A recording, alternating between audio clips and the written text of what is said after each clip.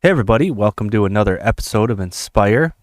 Today I'm going to dive into some info regarding an attack that was done on Charlie 2 weeks before his assassination. To sing God's praise than when we first begun. So, apparently, someone paid witches, those who practice witchcraft, to cast a spell on Charlie Kirk 2 weeks before he was assassinated. Now, whether you believe in witchcraft and spells or not, witchcraft is in the Bible. The Bible presents witchcraft as a rebellion against God. The Bible teaches that witchcraft involves communicating with demons and evil spirits. The Bible also teaches that anyone that practices witchcraft will not inherit the kingdom of God. So apparently, Charlie Kirk's wife, Erica, heard about this spell that was casted on Charlie when it was posted on social media 2 days before he was assassinated. And it rattled Erica a bit, to where she brought in a friend to pray over Charlie the day before he was assassinated. So anyways, I got a clip I want to share with you guys that comes from the Megyn Kelly show, where she talks about this person hiring witches to cast a spell on Charlie. Have a sort of out of left field story to bring to you. I decided that I had to do it because the groups who did this deserve public censure. I learned when I was out in Arizona last week that 2 weeks before Charlie Kirk was assassinated, the far left website Jezebel declared that it had a mission to cast bad luck or a curse on Charlie. They declared, quote, if the far-right misogynist with a bad haircut wants to villainize independent women, Jezebel is more than happy to be the hag of his nightmares. And I kind of brought this up a little bit in my previous video about how we have to stop with the labeling, because right here she brings up the person who hired these witches, calling Charlie Kirk a misogynist, when Charlie was not a misogynist at all. And this is the kind of labeling that comes from the far left, where they tend to label us fascists, Nazis, or misogynists.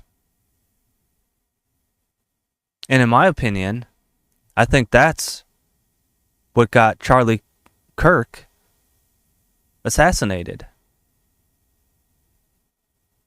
I mean, what do you think's going to happen when you're constantly saying our country is under attack and being destroyed by these so-called fascists and Nazis and misogynists? What do you think's going to happen? You get people like Tyler, who thinks he's the hero by coming in with a rifle. And this is where the labeling just has to stop. And a lot of this labeling comes from clips that are edited and cut up to point to a certain narrative. And it has to stop. So anyways, I'm going to continue with the video. And they went on to the website Etsy. Yes, Etsy. To, quote, cast a curse on him. Yes, this is actually a thing. The Jezebel crew was delighted to discover, quote, it's not uncommon for the so-called witches on Etsy to channel their energy toward thwarting Republicans. There's even a subreddit devoted to casting nightly hexes on Trump. Jezebel decided Charlie Kirk, who they've repeatedly described as far right, the founder of the right-wing conspiracy theory factory, Turning Point USA, is, quote, more irritating than most, and asked its audience if they were, quote, interested in punishing Kirk for years of regressive rhetoric with a curse, with a hex on him. After all, they told readers, he's basically a fake news vending machine. The article notably does not list the name of any particular author, but simply uses its company name as the byline. So we don't know exactly which writer or staffer at Jezebel, which has long been a disgusting publication, came up with the idea. But since they're attributing it to all of them, so will we in terms of our blame. It was, in fact, the brainchild of one writer, however, because it is written in the first person, a female. The writer explains now. Is it ethical to curse a man I've never met? Probably not. But is it unethical to let him keep talking? Yes.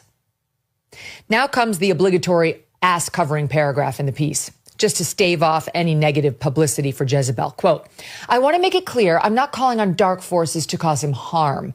I just want him to wake up every morning with an inexplicable zit. I want his podcast microphone to malfunction every time he hits record. I want his blue blazers to suddenly all be one size too small. I want one of his socks to always be sliding down his foot. I want his thumb to grow too big to tweet, to ruin his day with the collective feminist power of the Etsy coven would be my life's greatest joy.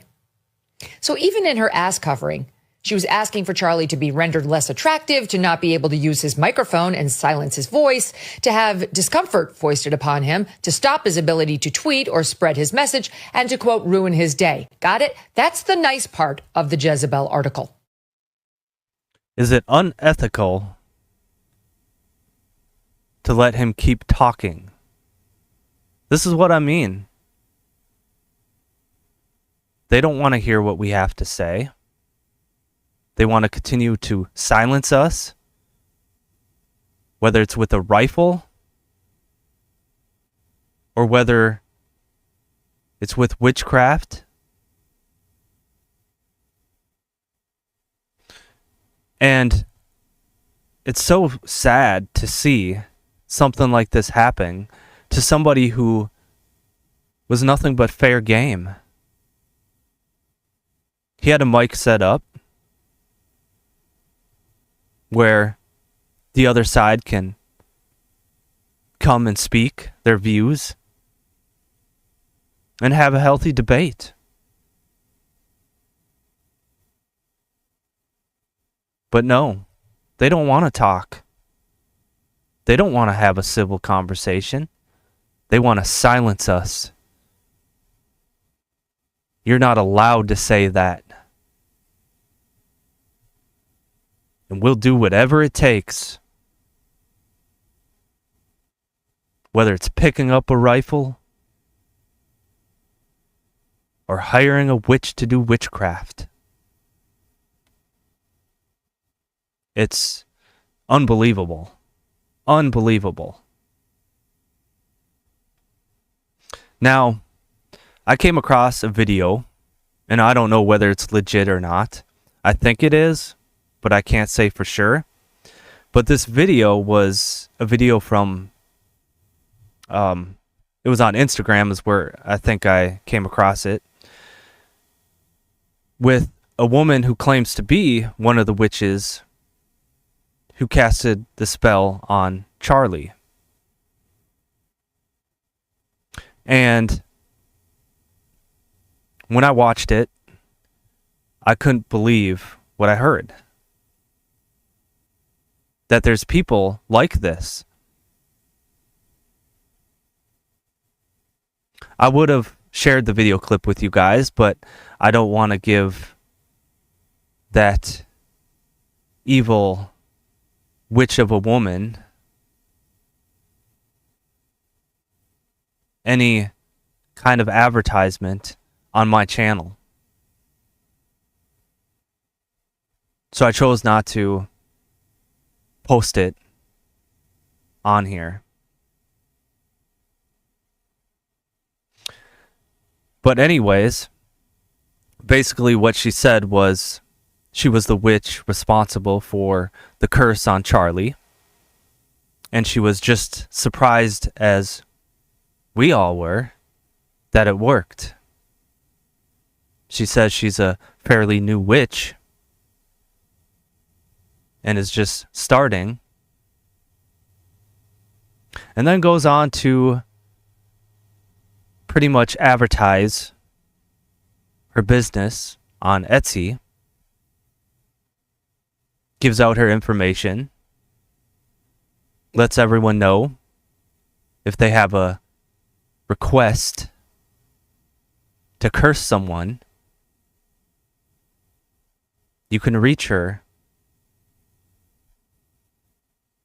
And how she apparently upped her prices. Probably after this, she realized this one worked.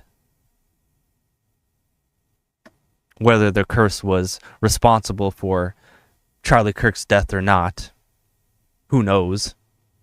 But to her, she thinks it works. Or that it worked. And she seemed thrilled about it.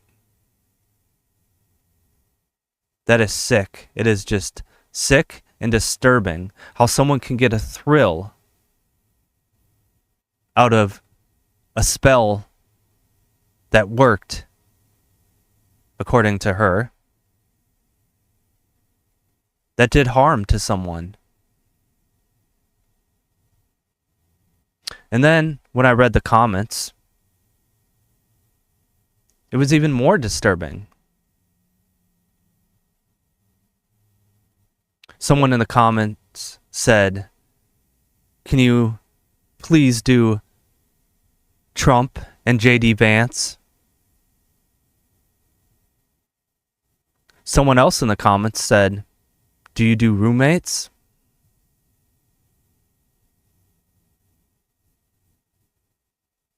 Someone else in the comments said, "Such reasonable prices. Like you're purchasing something on Amazon."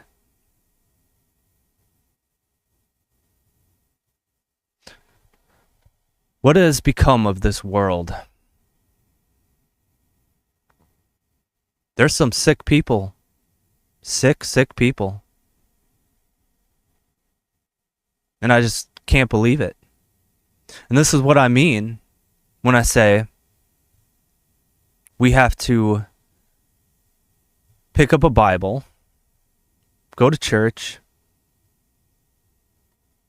and build a relationship with Jesus. Because this isn't politics anymore. This is good versus evil, God versus the devil, and we're in a spiritual warfare. So, I encourage everyone to build a relationship with Jesus Christ. Because without him, we can't fight this. We're not going to do it in violence. That won't even solve anything. It's spiritual warfare.